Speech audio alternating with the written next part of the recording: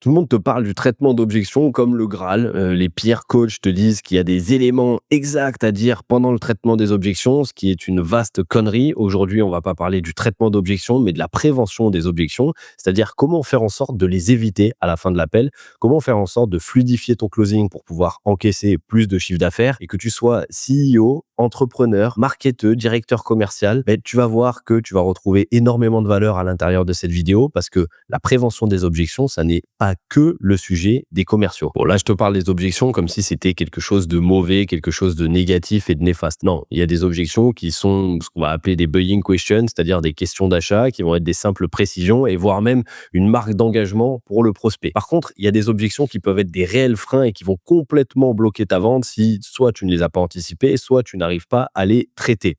Et tu le sais très bien, un petit caillou dans la chaussure, si tu veux faire 10 mètres, ça va. Par contre, si tu veux courir un marathon et donc travailler tout ton processus de vente, là, ça risque d'être un peu casse-bonbon. Donc, on va voir concrètement comment éviter ces objections. Je vais essayer de te partager des contenus que tu vas pouvoir insérer à l'intérieur de ton processus de vente, des scripts avec des questions préventives que tu vas pouvoir aussi aller travailler pour anticiper ces objections en continu et pour faire en sorte de t'éviter au maximum de péter des deals parce que tu n'auras pas su répondre à une objection ou parce que tu auras eu une avalanche d'objections à la fin de ton processus de vente. Avant de rentrer dans le détail, comme dans tous les bons restaurants, je te sors l'ardoise du jour, je te présente un peu ce qu'on va faire aujourd'hui. Partie 1, le jeu défensif. Pourquoi tu as des objections ?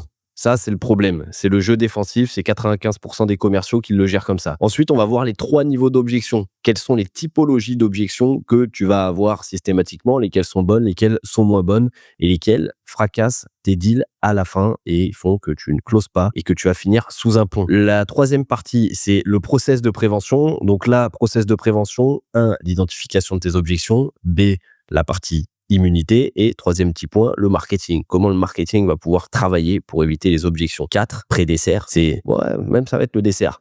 Les 3 pièges à éviter dans la prévention d'objections. Dernière partie, la petite addition, tu connais, ce sera une conclusion. Et puis là, abonne-toi, ça c'est le pourboire, ça fait pas de mal, c'est pas grand chose, mais ça fait toujours plaisir, donc pense à t'abonner à la chaîne. Alors, le vrai problème, c'est que tu joues en défense. En fait, tu as 90% des commerciaux qui apprennent à traiter les objections, mais sauf qu'en fait, traiter une objection, ça intervient suite à une remarque, à une incompréhension, et donc c'est déjà quelque chose où tu es réactif, donc t'es pas proactif quand tu vas faire du traitement d'objection, et parfois c'est un peu un aveu d'échec, c'est-à-dire que tu es en train de soigner la fièvre alors que tu aurais pu éviter d'être malade si tu avais su ce que je vais te dire là dans les prochaines minutes qui vont arriver. Donc en closing, c'est pareil. Plus tu traites d'objections et moins tu vends. Les top commerciaux, eux, vont jouer en prévention d'objections. Ils vont être proactifs, ils vont pas attendre que ça leur tombe sur la tête et donc ils vont construire un processus de vente où chaque étape va rendre les objections beaucoup plus difficiles à formuler pour les prospects. Bon, déjà, avant de parler d'objections et de comment les prévenir, il va falloir parler de pourquoi tu as des objections. Donc, il va y avoir 3 grandes typologies d'objections, mais la réalité, c'est que la plupart des objections, c'est pas les objections du prospect, c'est toi qui viens les créer, les objections. Il y a tous les grands coachs de vente qui vont te dire oui, mais en fait, il faut balancer le prix à la fin de ton pitch de vente, parce que si tu le balances pas à la fin de ton pitch de vente, ça va être compliqué, parce que moi, quand je vendais des churros, quand j'avais 15 ans, en fait, je t'explique et patata, patata, patata. Ça, c'est faux, ça n'a aucune preuve scientifique, aucune valeur scientifique. Tu peux très bien balancer ton prix au début du pitch, moi, je l'ai déjà fait. Et donc, pourquoi je te parle de ça? Parce que il y a des gens qui vont sacraliser, par exemple, une grosse objection, c'est des objections budgétaires sur le prix, ah, c'est trop cher, ah, machin. Et en fait, vous faites votre pitch, tout votre pitch, voilà, on va faire ça, on va faire ça, on va faire ça, on va faire ça, c'est génial. Et le prix, c'est 40 000 €. Et après, plus rien. Vous vous taisez parce que on vous a dit qu'il fallait plus rien dire après le prix. Mais si vous terminez et que vous me faites monter la sauce sur le prix, sur le prix, sur le prix, vous le sacralisez, vous le gardez en otage et qu'à la fin, vous balancez un prix et vous prenez une grande inspiration et vous dites plus rien, vous croyez que vous allez parler de quoi? Bien évidemment que vous allez parler du prix puisque c'est toi qui l'as sacralisé. C'est toi qui as créé cette objection-là puisque c'est le seul truc sur lequel tu t'es focus et tu t'es concentré. Donc, tu as fait monter la sauce sur le prix au lieu de faire monter la sauce sur les caractéristiques, au lieu d'engager les personnes sur les bénéfices de ton produit, sur ce que ça va lui apporter, sur la transformation, sur l'émotion et ainsi de suite. Non, toi, tu as mis le prix tout en haut de la pyramide. Donc, bien évidemment, vous allez, terminer sur le prix, donc vous allez parler du prix. En plus de ça, vous allez l'annoncer, vous n'êtes pas serein, donc vous allez créer un sentiment inconfortable par rapport au prix. Et en plus de ça, vu que vous dites rien et que vous prenez une grande inspiration, ça risque d'être problématique. Ça, c'est une évidence. Donc, tu as 3 couches derrière toute objection. La première couche, le premier niveau que tu dois impérativement comprendre, c'est le niveau rationnel. C'est pas très grave, ça se règle assez facilement. Ça, c'est le prospect qui va pas avoir toutes les infos pour pouvoir justifier sa décision. Par exemple, il comprend pas vraiment la valeur ou le ROI de votre offre, il comprend pas la mécanique du produit, il comprend pas comment ça va marcher. Donc, il y a quelque chose de très rationnel et très logistique que vous allez pouvoir régler en apportant des précisions ou des informations sur cette partie-là. Le deuxième niveau, ça va être le niveau émotionnel. Là, c'est le prospect qui doute de toi ou qui doute de lui-même. Donc, est-ce que, en gros, je peux te faire confiance à toi, monsieur le sales, ou à toi, madame la sales? Donc là, ce que tu peux avoir comme sujet, c'est des notions différentes de ROI. Donc, pas le même que je viens de te mentionner plus haut, pas le ROI de j'ai pas compris la valeur ou j'ai pas compris exactement comment ça marchait, mais en gros, est-ce que ça va marcher pour moi? J'ai compris, d'accord, ce que tu me présentais. Maintenant, est-ce que je te fais confiance? OK? Est-ce que je suis prêt, moi, à faire ce changement avec toi? Ça, c'est une part émotionnelle des objections. La troisième brique d'objection que tu vas retrouver, la troisième couche, strate d'objection,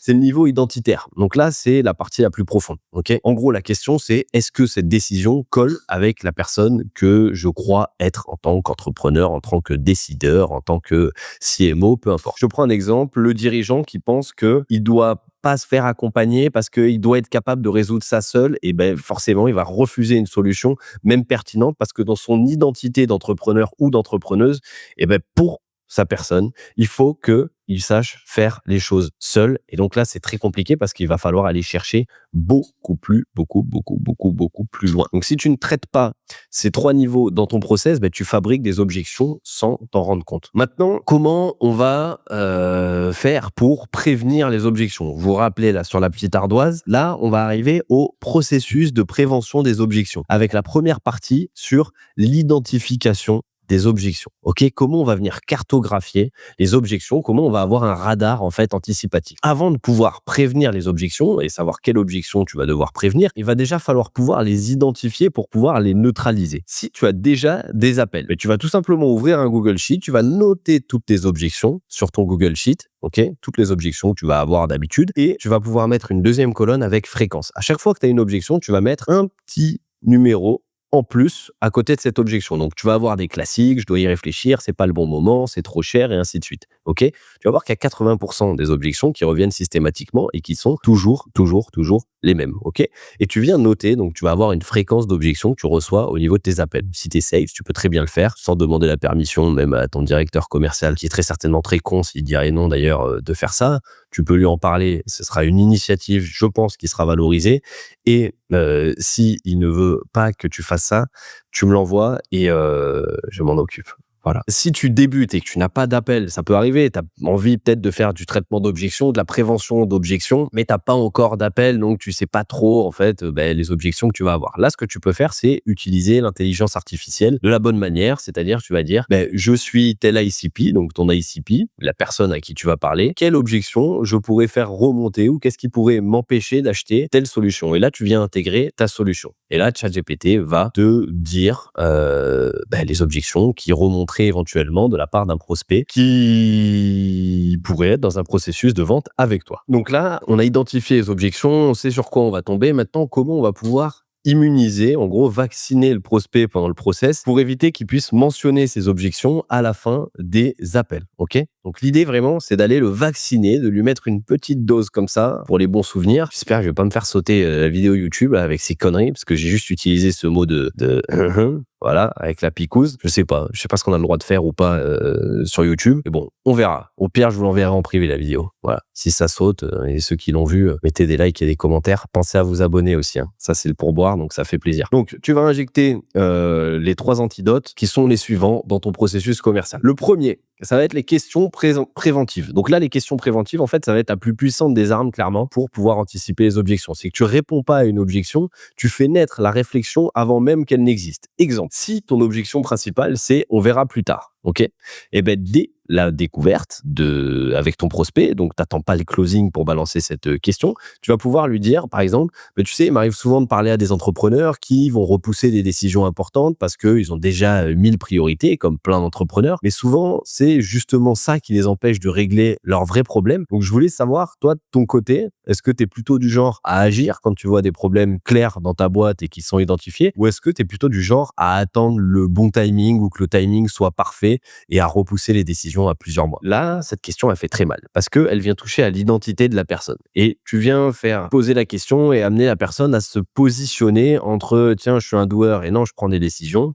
Entrepreneur, super, je bombe le torse. Ou non, non, mais moi, attends, je suis un tocard, je repousse tout à demain, je suis surtout pas un doueur et ainsi de suite. Forcément, le niveau identitaire et la cohérence qu'il va y avoir, c'est que la personne souvent va dire: «Bah non, moi je suis quelqu'un justement qui met les choses en place et qui prend les décisions rapidement». Et donc cette question, elle a un double effet, c'est qu'elle va projeter le prospect dans une réflexion introspective, de savoir dans quelle identité elle est et donc de se positionner par rapport à ça. Et surtout, elle va créer une tension cognitive entre son comportement actuel, OK, et l'identité de décideur que la personne a envie d'incarner, de décideur, d'entrepreneur, entrepreneuse, peu importe. En fait, ça, c'est de la psychologie pure, c'est-à-dire que tu viens reprogrammer la perception du moment idéal de la personne, OK? Donc ça, c'est un exemple de question préventive. Donc on vient identifier une objection et on vient mettre une question en prévention dans notre structure d'appel, dans notre processus de vente, qui va nous permettre en fait de faire en sorte de positionner la personne et de faire en sorte que la personne se positionne justement par rapport à l'objection avant même qu'elle soit née dans son esprit. Ça, c'est un point intéressant à mettre en place. Il y a des tas de questions. Je peux pas tout développer là, mais on le fera un jour. Ensuite, le contenu. Le contenu, tu vas pouvoir l'utiliser aussi dans ton processus de vente. Donc là, tu rends ton prospect intellectuellement et émotionnellement prêt à dire oui. Voilà, pas en pitchant ton prospect, mais tout simplement en éduquant ton prospect. Par exemple, si tu vends un outil de pilotage de trésorerie, je sais pas, et que ton objection c'est je vois pas la valeur. Ok, je vois pas la valeur d'avoir un outil de pilotage de trésorerie. Ben là, ce que tu vas pouvoir faire, c'est que tu construis une séquence de contenu entre ton premier contact, donc entre ta découverte, soit entre le moment où la personne book, soit entre et ta découverte, soit entre ta découverte et ta démo si tu as un processus de vente en 2 appels. Et tu vas pouvoir partager une étude de cas sur comment une mauvaise trésorerie peut te faire perdre 100 000 € à l'année sans que tu t'en rendes compte. Et donc, en fait, tu vas faire monter en maturité, pas en qualification, en maturité. La personne est qualifiée, mais elle n'est pas forcément mature.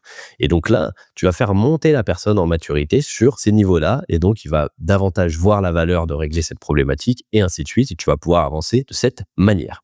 Deuxième typologie de contenu, je sais pas, tu pourrais faire un mini guide, tu vois, les 5 erreurs qui vont tuer la rentabilité des PME en 2026, sans que les dirigeants s'en aperçoivent. Tu vas pouvoir faire, par exemple, le mini guide des 5 erreurs qui vont tuer la rentabilité des PME en 2026 sans que les dirigeants s'en aperçoivent. Et si tu viens partager ce guide-là à la personne, et ben pareil, elle va identifier les problématiques qu'elle n'avait pas identifiées avant. Donc le résultat en fait de tout ça, c'est que en parallèle de ton appel où tu vas avoir peut-être 30, 40 minutes pour convaincre la personne, ben là tu vas partager du contenu qui va te faire gagner du temps sur ces 30-40 minutes d'appel de vente. Donc résultat, ben, au moment du call, ton prospect, il est déjà conscient du coût d'inaction. Tu n'as plus à justifier ton prix parce qu'il a déjà compris certaines choses par rapport aux problématiques que tu vas résoudre. Et tu es déjà la solution logique à un problème qu'il a reconnu. OK? Maintenant, la troisième partie qui va être un pont avec ces typologies de contenu-là, ça va être le marketing éducatif, c'est-à-dire comment tu vas créer un terreau fertile pour que ton marketing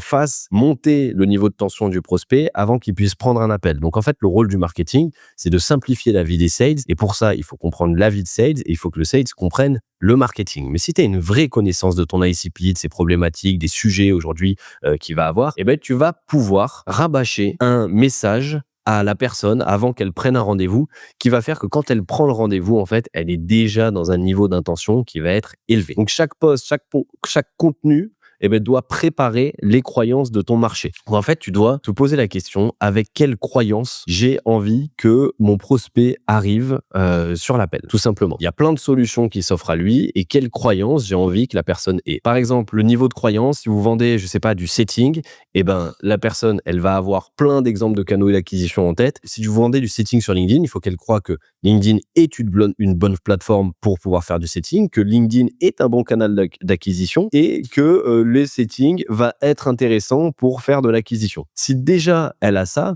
vous créez cette condition-là. Parce que si elle croit qu'il y a que les ads, par exemple, ou le SEO qui va faire de l'acquisition, votre sales, il va galérer parce qu'il va déjà devoir expliquer que LinkedIn, c'est intéressant comme plateforme, que le setting, c'est pas mal et ainsi de suite. Bref, un autre exemple. Si ton offre est chère, tu vas pouvoir faire du contenu sur la valeur du temps, sur le coût d'opportunité ou sur la logistique d'investissement, tout simplement. Donc, si ton objection principale, c'est je n'ai pas le temps, tu crées du contenu sur pourquoi les meilleurs entrepreneurs achètent du temps et n'achètent pas des tâches. Tu vas faire une vidéo YouTube sur le sujet. Tu vas faire un use case avec un client où c'était un client au départ qui avait pas de temps et après ton accompagnement, il s'est libéré du temps, il a gagné énormément de temps grâce à ton accompagnement. Et donc, en fait, tu vas essayer d'anticiper, tu vas essayer de taper ces objections-là à chaque fois avant qu'elles n'arrivent. Donc, tu fais de ton marketing une machine à reprogrammer les biais cognitifs de ton audience. La troisième phase qu'on va avoir dans le processus de vente au global et le processus marketing, processus d'acquisition qui va pouvoir t'aider, c'est que même avec tout ça, tu vas avoir des prospects qui auront encore une micro-résistance. Donc là, on va rentrer dans le champ de la décision consciente. Donc l'idée, c'est de pouvoir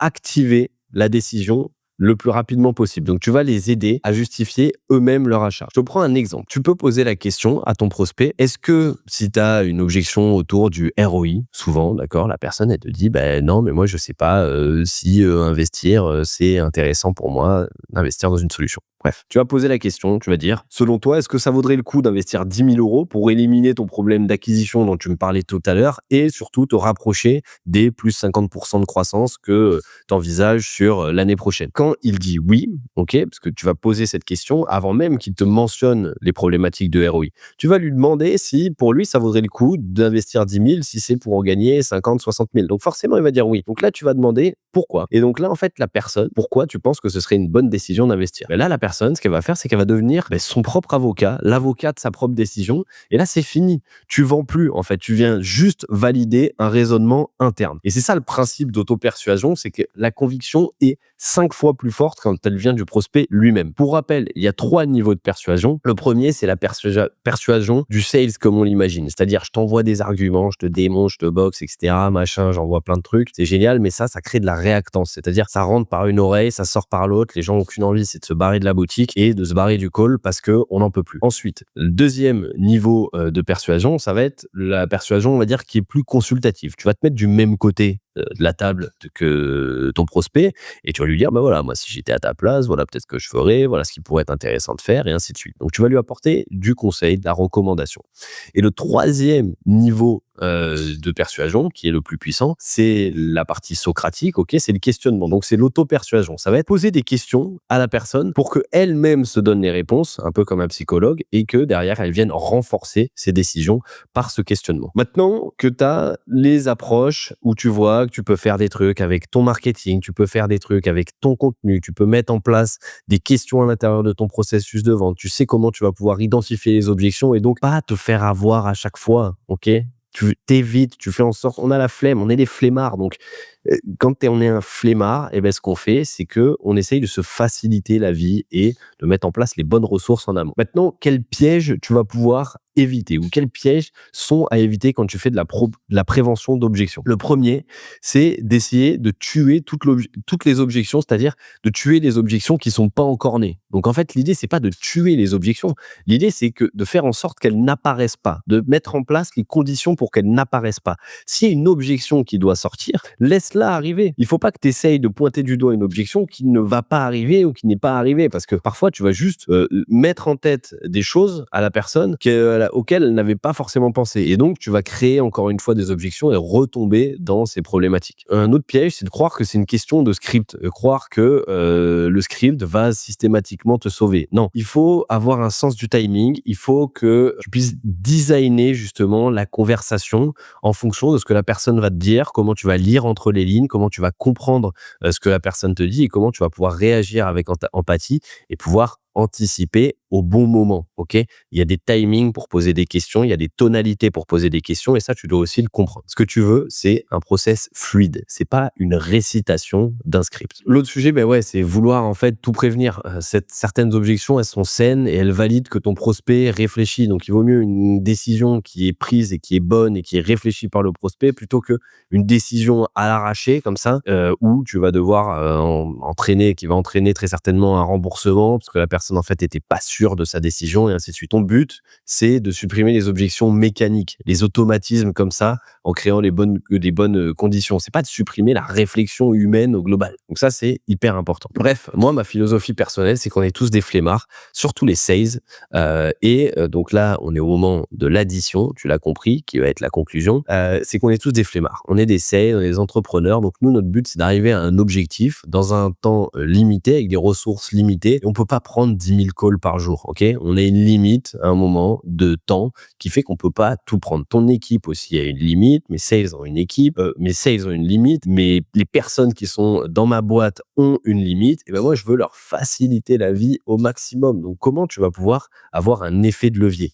Mais l'effet de levier, tu vas pas l'avoir en essayant de faire le boxeur, en essayant de gagner en force systématiquement, mais plutôt de gagner en structure et en apportant des choses en parallèle de ton processus de vente et en anticipant justement ces objections et en évitant de les avoir et donc d'avoir des calls qui sont à rallonge systématiquement. Ok? L'idée, c'est que tu deviennes une évidence, que tu arrives en fin d'appel et qu'en fait, ce soit une évidence. Et souvent, quand tu vas faire de la prévention d'objections, tu vas voir tout le monde va te pointer du doigt en disant ouais, mais ça, c'est un prospect facile. Ouais, mais ça, c'est un call facile. Mais je parlais du boxeur tout à l'heure. C'est comme le boxeur un peu à la Tyson où tu te dis mais putain, c'est facile quand il est sur le ring, les esquives et ainsi de suite. En fait, non, c'est pas facile du tout.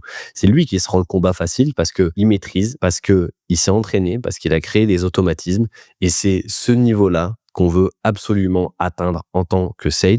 Donc, les mauvais sales vont répondre systématiquement aux objections, vont être réactifs, là où les bons vont anticiper. Donc, arrête de parler, commence à construire des conversations qui rendent le non impossible et fais en sorte de te fluidifier la vie tout au long du processus. Abonne-toi si cette vidéo t'a plu. Il y a plein de vidéos qui arrivent sur la chaîne. Il y en a qui sont déjà sur la chaîne. T'en as une qui s'enchaîne juste après cette vidéo. Je te dis à très vite. Salut.